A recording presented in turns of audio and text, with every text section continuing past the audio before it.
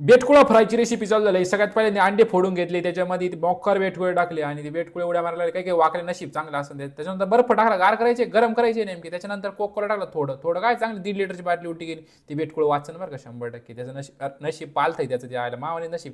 Coca Cola झाकण मी त्याच्यामध्ये गेलं. अरे ते काय झाकण ठेवून ते मागचं एक बेटकुळेवानीच करीत होतं ते माणूस बी.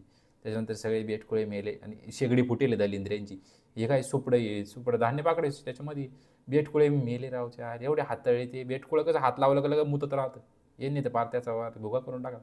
त्याच्यानंतर थोडा कडीपत्ता, ते कडीपत्ता सेक्सी यांच्याकडनं, आमच्याकडं मावा पडेल. त्याच्यानंतर त्याच्या बेटकुळे टाकले आणि परत ते फ्राय करायला सुरुवात करून घेतली. मोकार गरम केले, त्याच्यात सोया सॉस आणि टोमॅटो सॉस, त्याच्यानंतर थोडं पांढरं मीठ, नाही सॉस आपलं साधंही. त्याच्यानंतर तांदूळ कुंत्र्याची भाजी टाकली त्याच्यात आणि घेतलं ताटलीत. त्याच्यानंतर हे काय भातासंग खाऊ राहिले. म्हणजे ते पोरीचं मला गोरीपान होती चांगली, बिचारी एखादी बेटकुळ्याची पप्पी घेतली अशी, राजकुमार त्याच्यातून निघला असता तर तो सुईला लागून गेला असता. बस आता बेटकुळे खात.